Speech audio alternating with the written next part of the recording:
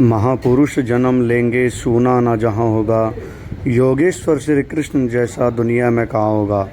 माताओं बहनों भक्त पुरुषों, यदि आप भी अपने बच्चों को योगेश्वर श्री कृष्ण जैसा नितिज धर्मज्ञ वेदज्ञ धर्म योद्धा सुदर्शन चक्रधारी आज्ञा पालक गौभक्त बनाना चाहते हैं तो कृपया इस वीडियो को अधिक से अधिक देखें, लाइक शेयर करें और सभी तक पहुंचाएं। धन्यवाद। स्वस्ति पंथा मनुचरेम सूर्या चंद्रमसा विवा पुनर्दत्ताग्नता जानता संगमे मही।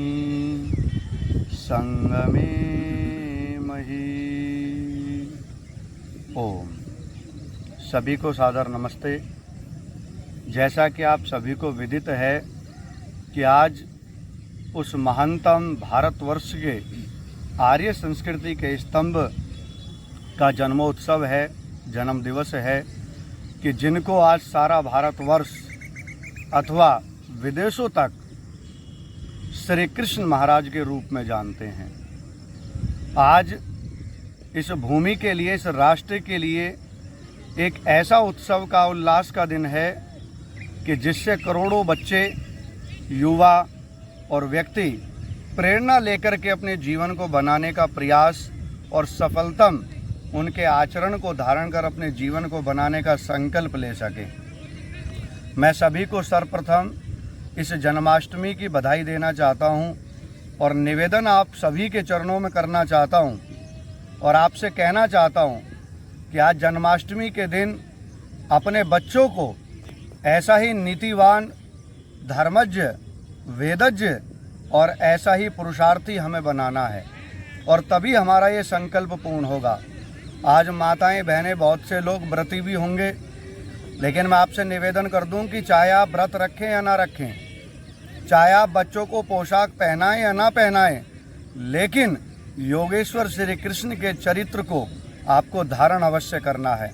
अपने बच्चों को बताना है कि श्री कृष्ण महाराज, जिन्होंने बिना अस्त्र और शस्त्र के दुष्टों का संहार कराने में अपना बहुत महत्वपूर्ण योगदान दिया, वो व्यक्ति कभी चोर नहीं हो सकता, वो व्यक्ति कभी जो है रास रचैया नहीं हो सकता, वो पर स्त्रीगामी नहीं हो सकता। और यहाँ तक निवेदन कर दूं कि आप पुराणों के कृष्ण को उठा करके देखें कि कितनी बड़ी दुर्गति आज हमारे महापुरुष की करके रख दी है। अरे जहाँ स्वयं चरित्रम शिक्षेरन पृथिव्याम सर्व मानवा की हमारे यहाँ संस्कृति थी कि अपने अपने चरित्र से, अपने अपने व्यवहार से, आचरण से और दूसरे विद्वानों के पथ पर चल करके, महापुरुषों के पथ पर चल करके हम अपनी संस्कृति को जागृत करने का प्रयास किया करते थे। मैं निवेदन करना चाहता हूँ, आज उसी भारतवर्ष की भूमि के अंदर ऐसे लोग हो चुके हैं कि जिन्होंने अपने महापुरुषों को आज कलंकित करके रख दिया है। और जिस समय मैंने पुराणों का अध्ययन किया और दूसरे लोगों को, मतावलंबियों को सुना, तो वो लोग आज महाराज कृष्ण के बारे में ना जाने अनलगर बातों से आज धज्जियां उड़ाते हैं, हंसते हैं, प्रयास करते हैं और प्रयास करते हुए वो हमें नीचा दिखाने का कार्य करते हैं। तो माताओं बहनों भक्त पुरुषों, आप सभी से निवेदन करना चाहता हूँ कि एक ऐसे महान, नीतिवान और ऐसे धर्मज्ञ व्यक्ति का आज ऐसे महापुरुष का जन्मोत्सव है कि जिनकी जितनी प्रशंसा की जाए उतना ही कम है। और हमें गर्व मनाना चाहिए कि ऐसे भारतवर्ष के भूपटल पर आर्य संस्कृति के स्तंभ अगर कोई हुए तो योगेश्वर श्री कृष्ण हुए, जिन्हों के बारे में ऋषि दयानंद ने लिखा कि सत्यार्थ प्रकाश के अंदर कोड करते हुए कहा कि श्री कृष्ण महाराज इतने बड़े नीतिज्ञ और आप्त पुरुष थे।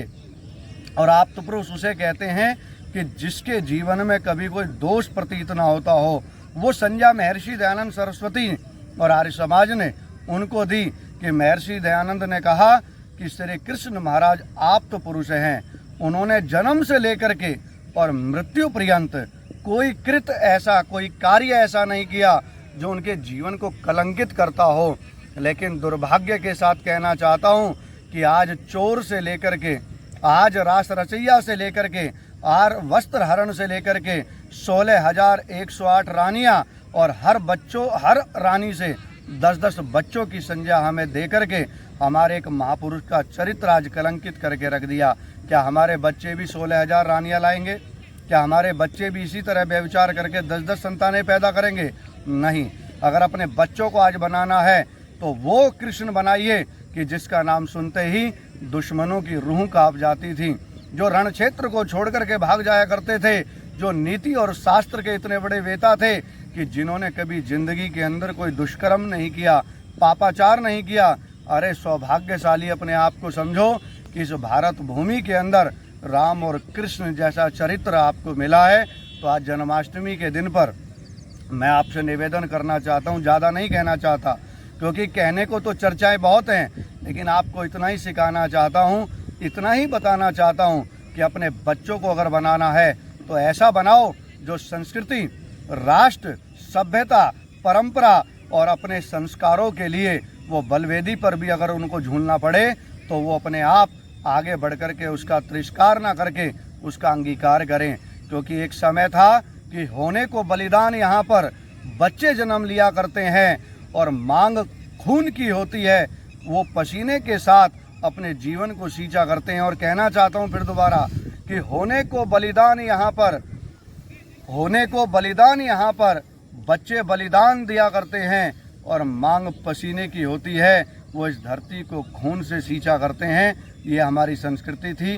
तो आइए आज अपने बच्चों के चरित्र का निर्माण करें, अपने बच्चों को बनाने का प्रयास करें और एक ऐसा धर्म योद्धा बना करके इस राष्ट्र और संस्कृति के लिए खड़ा करें कि जिसकी कल्पना भी हम नहीं कर सकते। तो आप सभी से यही निवेदन है और जन्माष्टमी की पुनः आप सभी को हृदय से बहुत बहुत शुभकामनाएं। ओम शांति ही शांति ही शांति ही।